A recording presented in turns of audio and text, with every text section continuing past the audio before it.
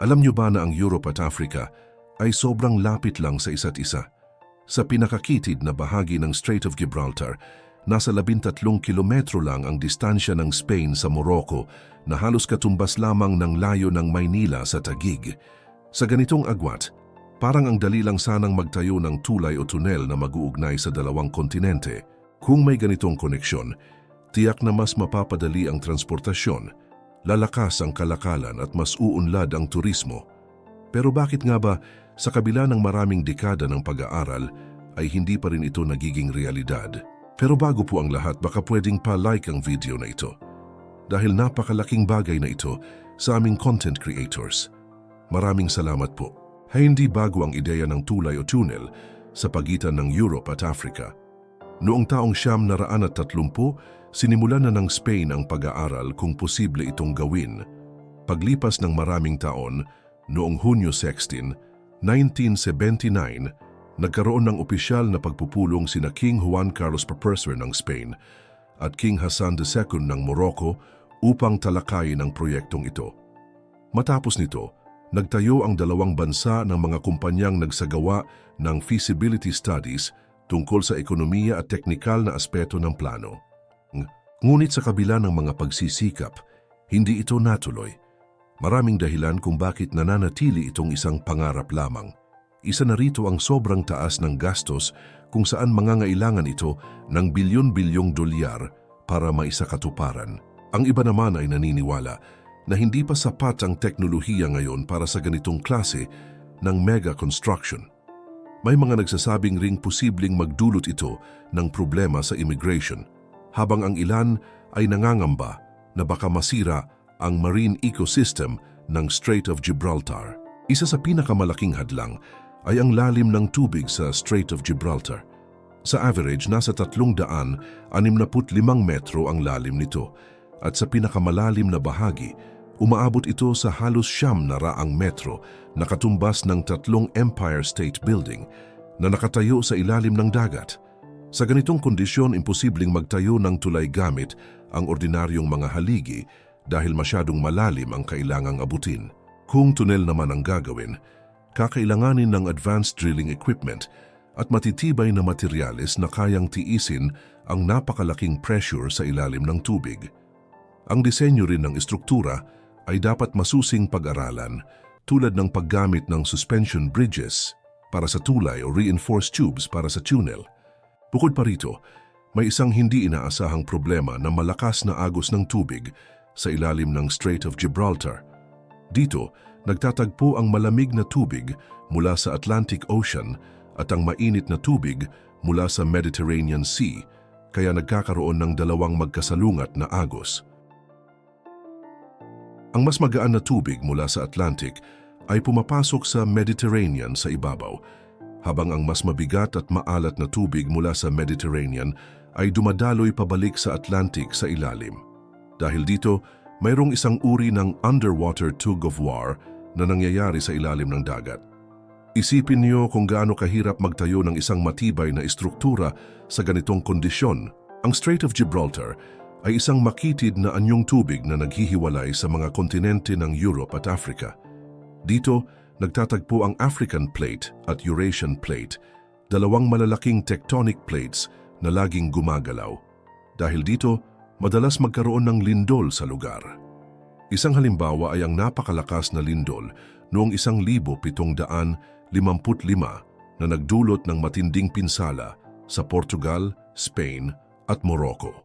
Isipin mo kung may tulay na noon, malamang ay nasira ito at nagdulot ng mas maraming pinsala at pagkamatay ng tao. Kung magtatayo man ng tulay ngayon, dapat itong idisenyo upang kayanin ang malalakas na lindol. Ang mga modernong teknolohiya tulad ng shock absorbers at flexible bridge supports ay maaaring makatulong upang mapanatiling matibay ang istruktura kahit may pagyanig. Bukod sa lindol, isa pang malaking hamon ang napakaraming barkong dumadaan sa Strait of Gibraltar.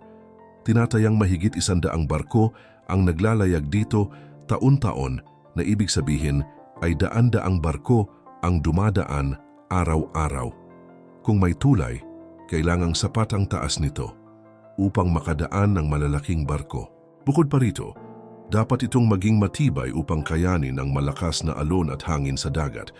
Upang maprotektahan ang istruktura mula sa posibleng banggaan, maaaring gumamit ng mga artificial islands o dolphins bilang proteksyon sa mga poste ng tulay. Ngunit hindi lang pisikal na hamon ang kinakaharap ng proyektong ito. Mayroon ding mga isyong politikal at pinansyal. Kailangang magkasundo ang Spain at Morocco na may hindi pagkakaunawaan sa nakaraan, lalo na sa usapin ng Western Sahara. Noong 2022, nagkaroon ng positibong pagbabago sa relasyon ng dalawang bansa nang suportahan ng Spain ang plano ng Morocco para sa autonomy ng Western Sahara. Gayunpaman, marami pang negosasyon ang kailangan nilang gawin. Napakamahal din ang proyekto dahil ang pagtatayo ng isang tunnel ay tinatayang aabot sa 6 na bilyong euro o halos 370 bilyong piso. Dahil dito, pinag-aaralan ng Spain at Morocco ang posibilidad ng pagpopondo mula sa European Union o paggamit ng public-private partnerships. Mayroon ding panukalang tapusin ang proyekto bago ang 2030 FIFA World Cup na gaganapin sa Spain, Portugal at Morocco. Kung maisa sa katuparan ito, maaaring magbigay ng malaking benepisyo sa transportasyon, turismo at kalakalan sa pagitan ng dalawang kontinente. Isa pang mahalagang usapin ang epekto sa marine ecosystem. Ang Strait of Gibraltar ay tahanan ng maraming uri ng hayop at isang kritikal na bahagi ng global ocean currents. Ang pagtatayo ng tulay o tunnel ay maaaring makasira sa natural na daloy ng tubig at tirahan ng mga hayop sa dagat.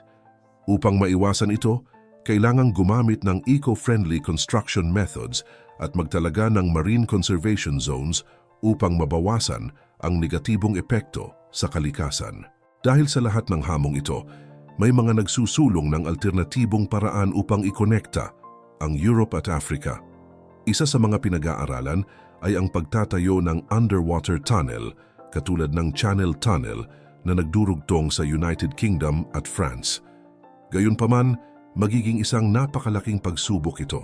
Ang pinakamalalim na bahagi ng proposed tunnel ay aabot sa 475 metro sa ilalim ng dagat. Bukod pa rito, may panganib ng lindol dahil sa Azores-Gibraltar Transform Fault. Hindi rin biro ang gastusin nito na maaaring umabot sa 8 bilyong euro o halos 470 bilyong piso. Noong Pebrero 2023 naman ay nagkaroon ng mataas na antas ng pagpupulong ang Spain at Morocco upang talakayin ang posibilidad ng paggawa ng isang underwater railway tunnel. Ang planong ito ay naglalayong magkaroon ng 28 kilometrong bahagi sa ilalim ng tubig na kayang magdala ng tinatayang 12.8 milyong pasahero taon-taon. Sa Hunyo 2023, inihayag ng gobyerno ng Spain ang pondong 2.3 milyong euros para sa isang pinagsamang Spanish-Moroccan Design at Planning Committee upang pag-aralan ang proyektong ito. Ngunit bakit nga ba mahalaga ang pagkonekta ng Europe at Africa? Hindi ba sapat na ang mga barko bilang transportasyon? Maraming dahilan kung bakit isang malaking hakbang ito para sa dalawang kontinente. Una, magiging mas madali at mabilis ang paglalakbay. Kung dati ay kinakailangang gumugol ng ilang oras sa barko, sa tulay o tunnel naman ay maaari nang marating ang kabilang kontinente sa loob lamang ng 30 minuto. Pangalawa, ito ay magpapalakas sa ekonomiya. Magiging mas madali ang palitan ng mga produkto, mas maraming turistang makakabisita at magbubukas ito ng maraming trabaho para sa mga tao sa magkabilang panig. Pangatlo, ito ay magiging simbolo ng pagkakaisa ng dalawang kontinente. Isipin mo na lang dati ay magkalayo ngunit ngayon ay magkakadugtong na, isang patunay ng international cooperation. Ang ideya ng pagkonekta sa Europe at Africa ay hindi bago. Noon pang ika-19 na siglo, may mga nagsimula ng mag-isip kung paano ito posible. Noong 1869, isang French engineer na si Laurent de Villedoux ang nagpanukala ng isang tunnel sa ilalim ng Strait of Gibraltar. Ngunit dahil sa kakulangan sa teknolohiya noon, hindi ito natuloy. Sa paglipas ng mga dekada, iba't ibang plano ang inilatag mula sa floating bridge, underwater tunnel, hanggang sa serye ng artificial islands na magsisilbing koneksyon ng dalawang kontinente. Sa kabila ng lahat ng hamong ito, patuloy ang pagsasaliksik ng mga eksperto upang makahanap ng pinakamabisang paraan upang ikonekta ang Europe at Africa. May mga bagong materyales at teknolohiya na maaring gawing mas ligtas at matibay ang proyekto. Halimbawa, ang mga makabagong computational models ay tumutulong sa mga engineer upang mas maunawaan ang kilos ng estruktura sa ilalim ng tubig at sa panahon ng lindol. Sa ngayon, ang kawalan ng tulay o tunnel sa pagitan ng Europe at Africa ay hindi dahil sa kakulangan ng determinasyon, kundi dahil sa matinding hamon na kaakibat nito. Ngunit habang patuloy na sumusulong ang agham at teknolohiya, hindi malabong balang araw ay makita natin ang unang tulay o tunnel na magdurugtong sa dalawang kontinenteng ito. Isipin mo na lang kung nais mong bumisita sa Morocco o Spain, hindi mo na kailangang umasa lamang sa barko.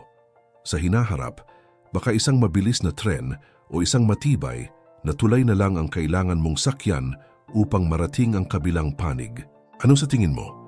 Sa hinaharap kaya magkakaroon na ng tulay o tunnel na magdurugtong sa Europe at Africa? I-comment ang opinion mo sa ibaba at huwag kalimutang i-like, i-share at mag-subscribe para sa mas maraming kaalaman tulad nito.